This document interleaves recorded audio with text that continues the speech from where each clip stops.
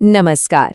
चलिए आज बात करते हैं उस धरती की जिसकी मिट्टी ने न सिर्फ सम्राटों को जन्म दिया बल्कि ऋषियों को ज्ञान भी दिया और जीनियसेस को दुनिया बदलने की सोच भी। जी हाँ, ये कहानी है बिहार की और उन महान हस्तियों की जिन्होंने भारत के इतिहास का रुख ही मोड़ दिया।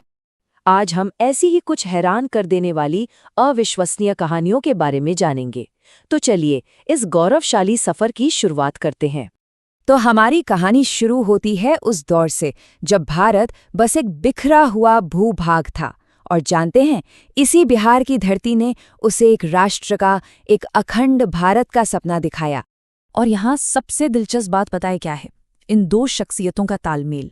एक तरफ था चाणक्य का वो तेज दिमाग जिनका लिखा अर्थशास्त्र आज भी फॉरेन पॉलिसी और गवर्नेंस का ब्लूप्रिंट माना जाता है। तो दूसरी तरफ था चंद्रगुप्त का पराक्रम जिसने उस विजन को हकीकत में बदल दिया। गुरु और शिष्य की इसी जोड़ी ने भारत के पहले महान साम्राज्य मौर्य साम्राज्य की नींव रखी थी। लेकिन बिहार ने सिर्फ तलवार और सियासत ही नहीं दी। नहीं, जब दुनिया एक तरह से अंधेरे में थी तब बिहार ने उसे रोशनी दी, ज्ञान का प्रकाश। ये सिर्फ एक नंबर नहीं है, ये एक क्रांति है, शून्य का तोहफा। आर्यभट्ट, बिहार के वो महान गणितज्ञ और खगोल शास्त्री जिन्होंने दुनिया को सिर्फ जीरो ही नहीं दिया बल्कि ये भी बताया कि पृथ्वी अपनी धुरी पर घूमती है। तो अगली बार जब कोई जीरो का इस्तेमाल करे ना, तो याद रखिएगा कि इसका जन्म कहाँ हुआ था। अच्छा, अब चलते हैं इतिहास के एक ऐसे चैप्टर की तरफ जहां उम्र बस एक नंबर बनकर रह गई और हिम्मत ने तो सारी हदें ही पार कर दी। ये कहानी है एक 80 साल के शेर की। साल था 1857। पूरे देश में आज़ादी की पहली चिंगारी भड़क चुकी थी और बिहार में इस क्रांति की मशाल उठाई 80 साल के वीर कुंवर सिंह ने। सोचिए जरा, उस समय क्या माहौल रहा होगा।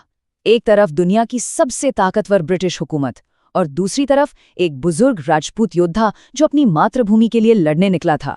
उन्हें यूं ही बिहार का शेर नहीं कहा जाता था।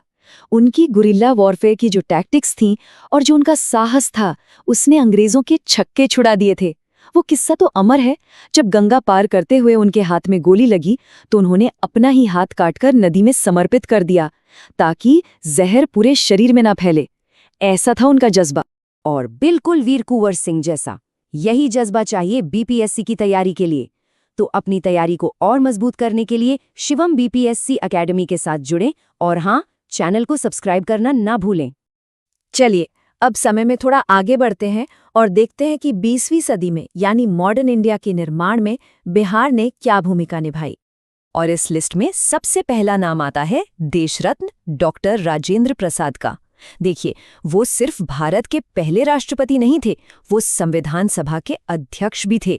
मतलब जिस संविधान पर आज हमारा देश चलता है ना, उसकी एक एक ईंट को रखने में उनका बहुत बड़ा योगदान था। वो सही मायनों में नए भारत के वास्तुकारों में से एक थे। लेकिन कहानी सिर्फ राष्ट्रपति भवन तक ही सीमित नहीं थी। बिहार की मिट्टी से एक और नायक उभरा जो सत्ता के गलियारों से निकलकर सीधे सड़कों पर क्रांति की मशाल लेकर चल पड़ा। ये शब्द याद रखिएगा, संपूर्ण क्रांति।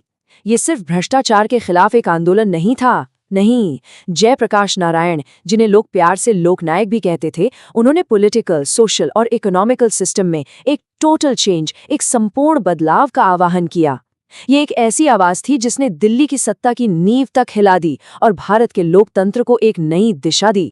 अच्छा, जो बीपीएससी एस्पिरेंट्स हैं उनके लिए ये कुछ खास बातें हैं जो याद रखना बहुत जरूरी है।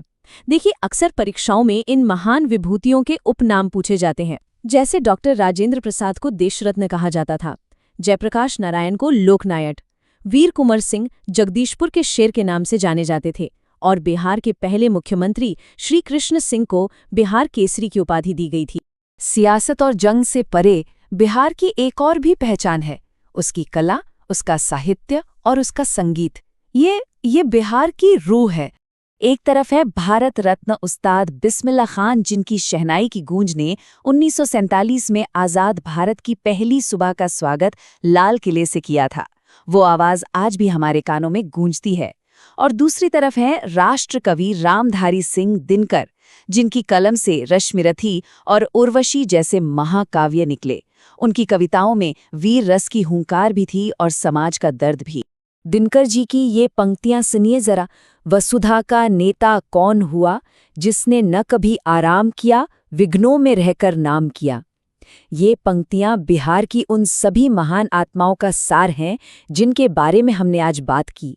उन्होंने मुश्किलों में रहकर ही इतिहास रचा है। सम्राट अशोक से लेकर कर्पूरी ठाकुर तक बिहार की इस धरती ने क्या क्या नहीं देखा। हर दौर में, हर जमाने में यहाँ से एक ऐसी शख्सियत निकली है जिसने देश को नई राह दिखाई है।